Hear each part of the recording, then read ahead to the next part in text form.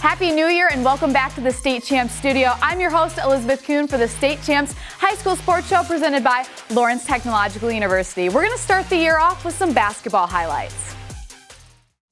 I'm Greg Molson in Flint for a battle of unbeatens. The Beecher Bucks taking on their crosstown rivals, the Hamady Hawks.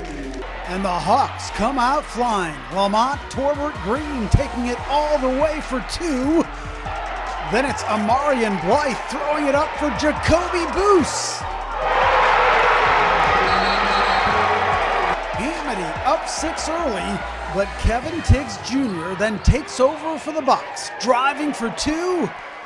He then moves to the outside for the corner three. Tiggs leading the way, but he'd get plenty of help from his teammates, with Jacoby Holliday Jr. nailing a triple. Then it's Wasir James with another one.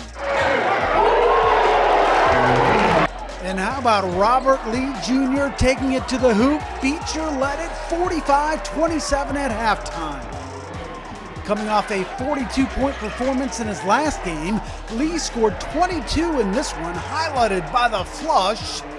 His total was topped by Tiggs, though, number one, pouring in 30 points on the night.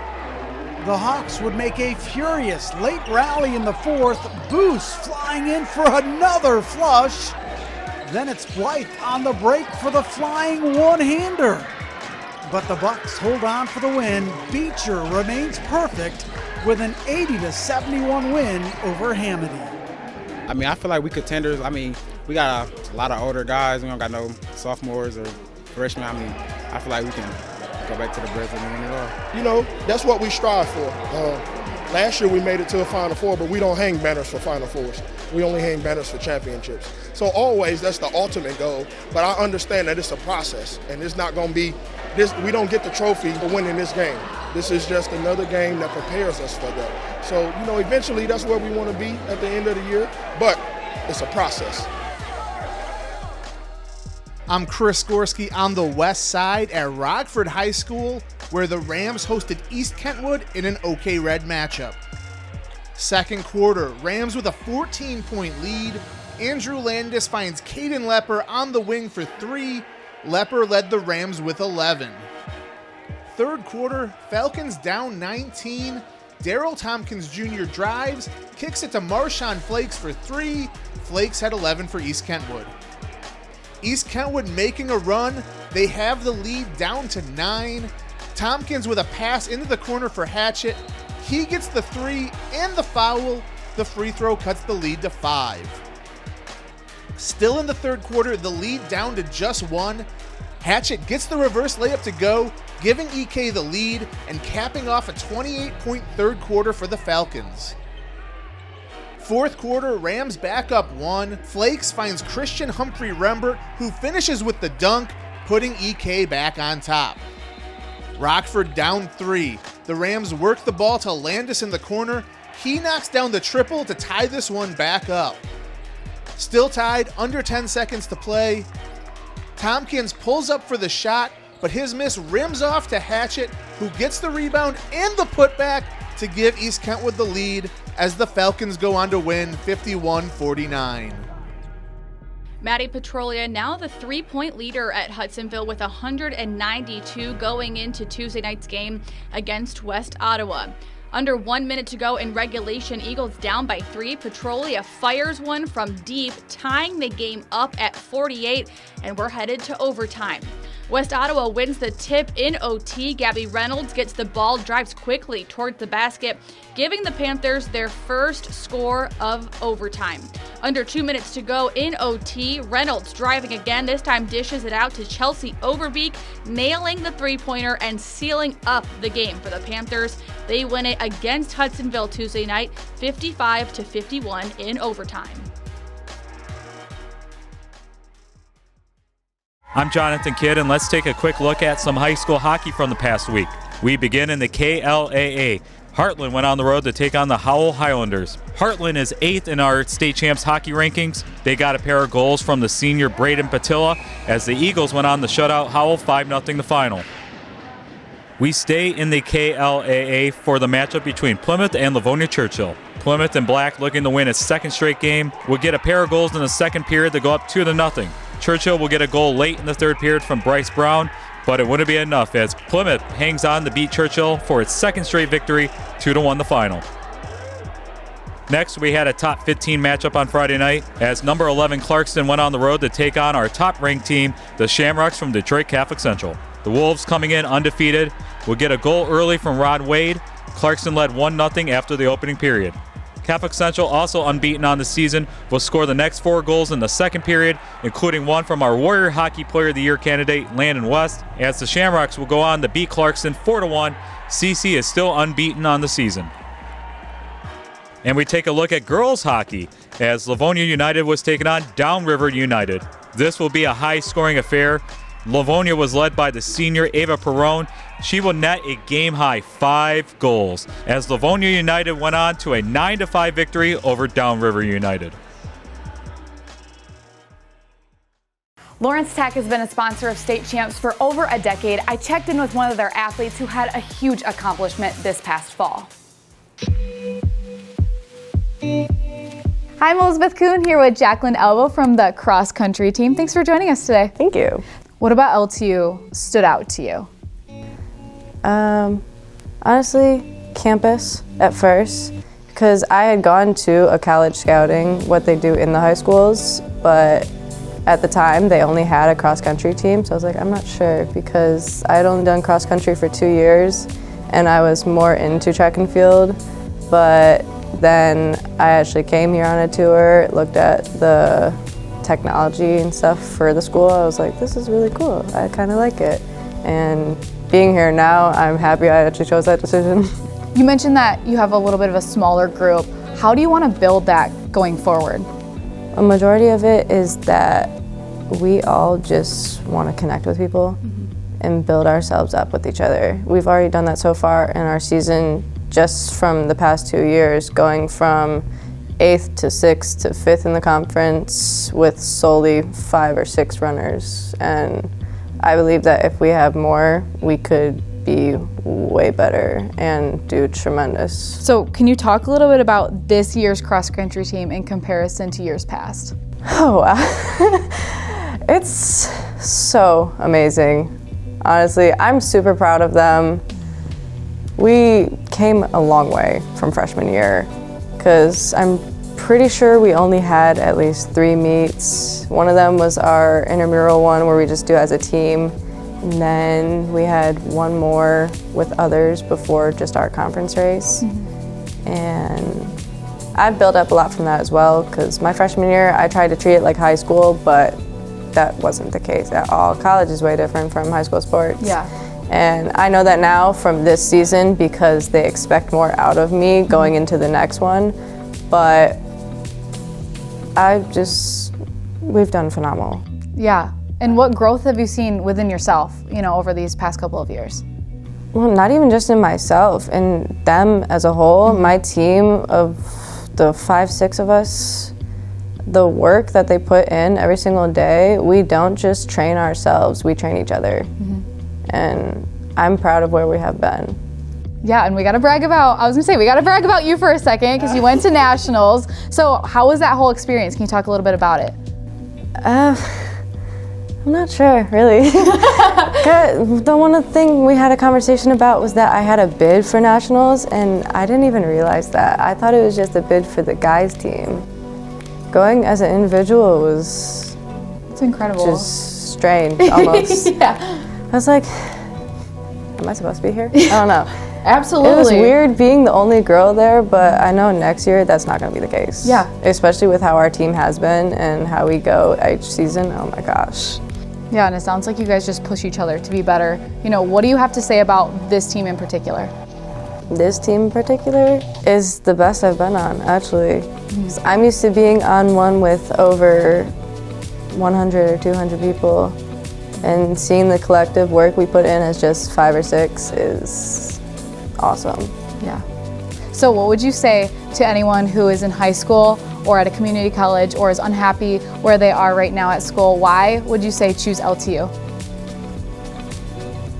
Well, Me personally, LTU is just the place you be if you want to do more work and see the people that will be there to push you as well. If you have interest in joining the Lawrence Tech cross country team, LTU has athletic and academic scholarships available right now. All you have to do is go to ltuathletics.com for more information. State Champs prides itself on covering all sports. We're going to head over to the mat for some cheerleading. Rochester High School was the site for the first OAA Red Cheer Jamboree. And let's take a look at the Troy Athens Redhawks.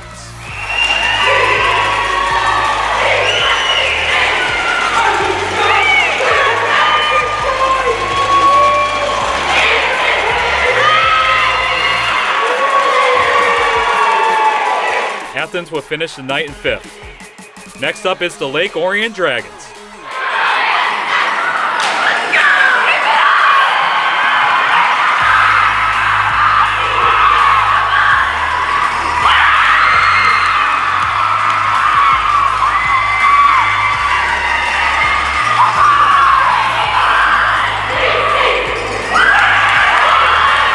Lake Orion finishes in 4th. Rochester Adams is currently the 3-time defending Division I state champions.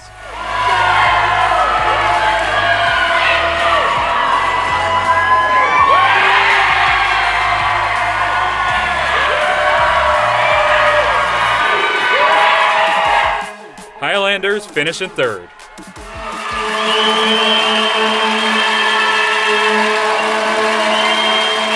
Here's Rochester putting on a show in front of the home faithful.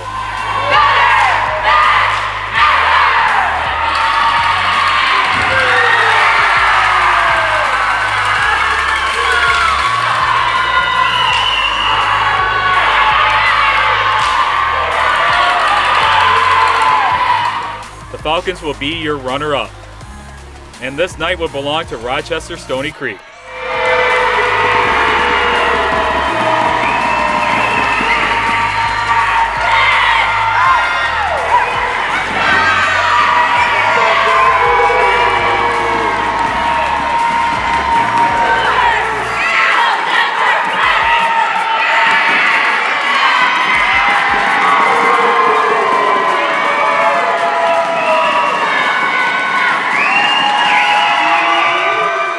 And the Cougars will go on to win its first OAA Red Cheer Jamboree.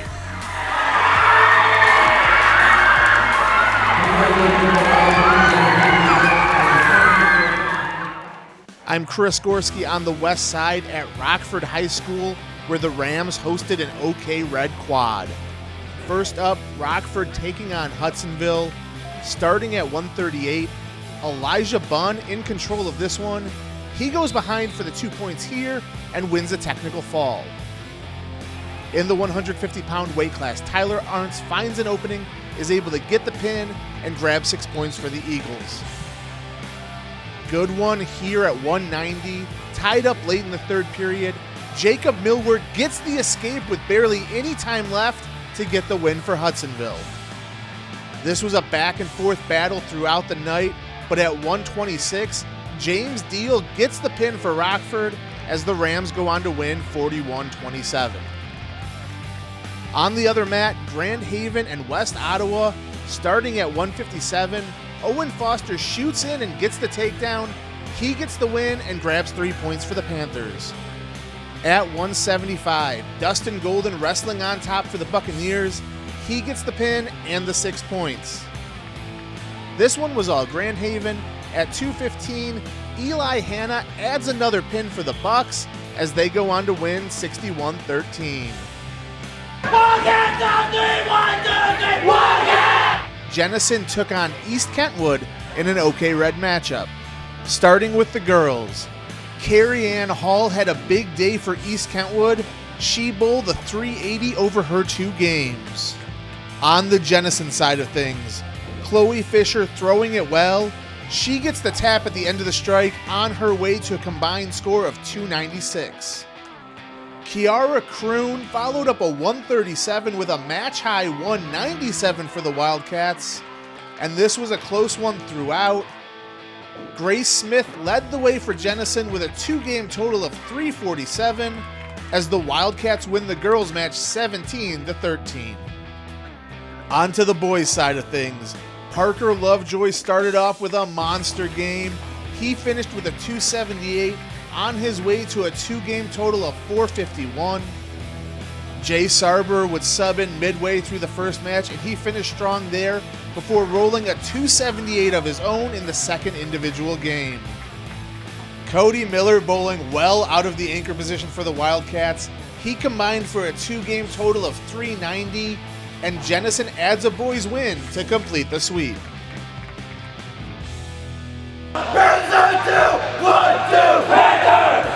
Holland West Ottawa made the trip to Hudsonville for an OK Red showdown in the pool. We start with the 200-yard freestyle.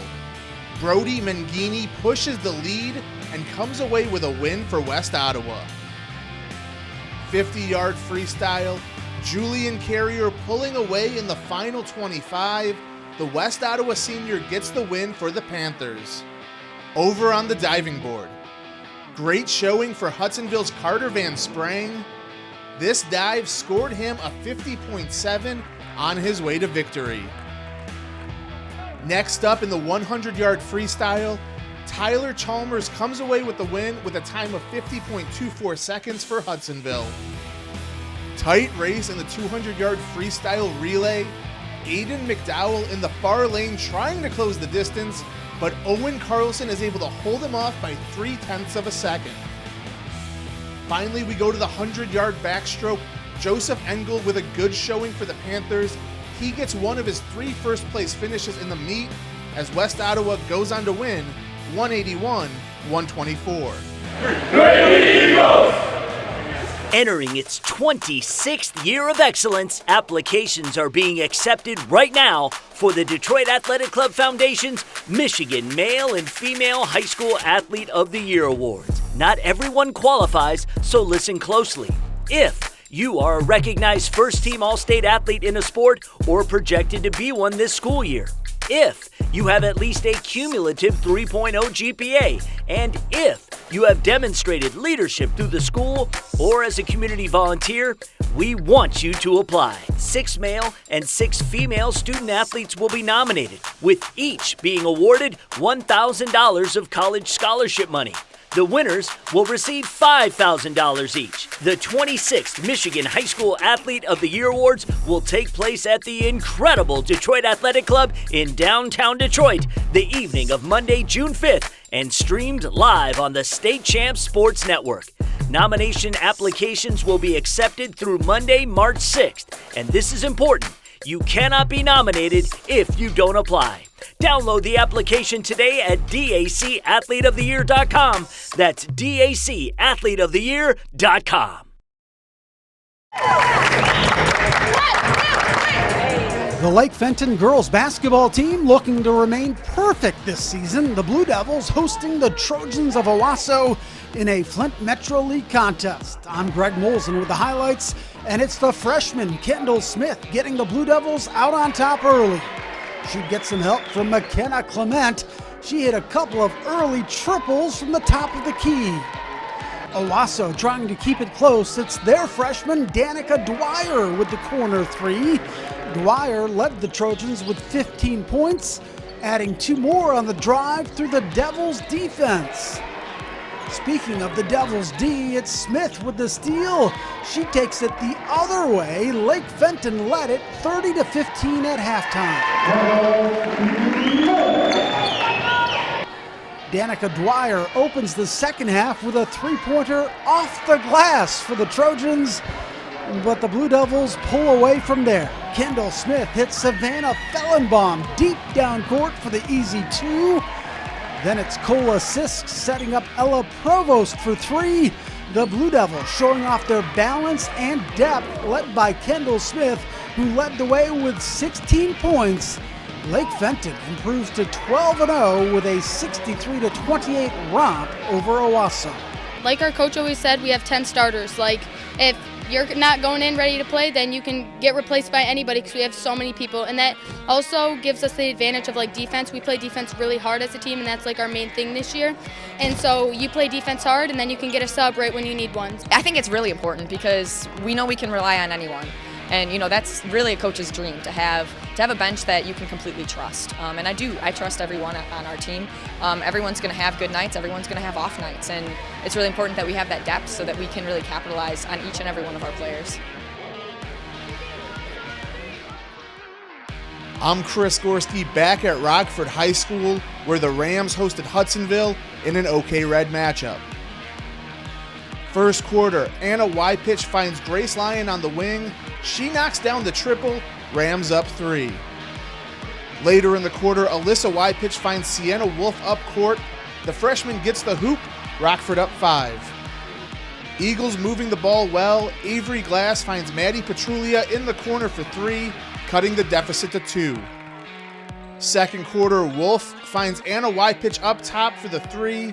Rams push the lead to 7. Later in the quarter, Lyons on the drive. She gets the bucket. The junior would finish with 13 points in the game. Third quarter, Eagles looking for a spark. Josie DeSmit fights her way inside for the hoop. The sophomore led the way for Hudsonville with 10 points. Fourth quarter, Anna Wypitch on the drive. She gets 2 of her game-high 15 points as Rockford goes on to win 45-28. In the CAAC White, the frontrunner Charlotte at Ionia Bulldogs a perfect 6-0 coming into Friday. Early in the first quarter, Lance Atkinson finds Miles Gregory open behind the arc, nailing the 3. Later in the first quarter, Atkinson receives a pass, fires deep. A deep 2-shot there, bringing the Bulldogs within 3. Later in the first quarter, Max Dottie gets the ball in the paint, lays that one up and in. Ionia earning the overtime win against Charlotte 49-45. Otsego and Plainwell Friday night, the rivals both undefeated in the Wolverine Conference. Plainwell's Landon Maiden sinks a 3 from the corner. The Trojans would trail by 4. Bulldogs leading now. Cooper Smalden gets the pass, drives baseline, sinks the layup for a pair. Moments later, Sean Nelson for the Dogs gets the inbound pass, also earning the bucket. Otsego takes down the Trojans 63-36. The 7-1 Kalamazoo Central girls trying to stay on top of the SMAC, hosting Portage Central Friday night. For K Central, Kennedy Brown snags the ball, kisses it up off the glass for the easy layup. Now on the other end, great ball movement by the Mustangs. Louie Wilkes here with a bucket. Great movement by PC. Back on the other end for the Lady Giants, Talia Dillard earns a layup. They earn a win against Portage Central Friday night, 47-22. I'm Ryan Slocum in Saginaw, where arguably the best rivalry in the state was renewed with Saginaw High visiting crosstown foe Arthur Hill. The Lumberjacks scored the first 5 points of the game, but the Trojans answered with the next 15. Taylor Loney and 1. He scored 8 in the first. The High led it 30-22 at the break. The Hill comes out of the locker room on fire. Tyler Dorsey with the block at the rim. Arthur Hill takes it the other way. Lina Brooks ahead of the pack. Brooks was here. The jam puts the Jacks up 1. But the High beats the Hill back down the floor. Deron Sherman. Sherman. He puts on his jammies. Saginaw back up 1. And now we have a heavyweight fight. Trading blows back and forth. Off the turnover, it's Brooks again with the Dominique Wilkins double clutch. He led all scorers with 24. But again, the High answers immediately. TJ Stevenson from downtown. Trojans up 3 after 3. Another hot start for the Jacks in the fourth. The freshman, Boop Hardy with the steal. And it's Brooks again. He's got more hops than the Beans Bunny. Arthur Hill up 8 with 4 minutes to play. The High chips away. DeLawrence Clark with the offensive board and putback. He led the Trojans with 14. It was tied at 55 in the final seconds. The High holding for the final shot. Elijah Parker drives baseline and hits the ridiculous reverse with 3 seconds to play. And that puts it away. Saginaw High beats Arthur Hill in a classic 57-55. Our guys fought through the adversity, and we stayed tough and didn't have no mental lapses. Yeah, the last shot, man, that was a great kid, a great student, man, and he deserved every bit of what he got. That was man, I couldn't ask for more for that one. You know, he drove, he did what I asked him to do. He told me to be ready to go for a layup or the shot, but the layup was there, so I took that. I'm sure I'm going to see this everywhere, so I'm going to remember it big time.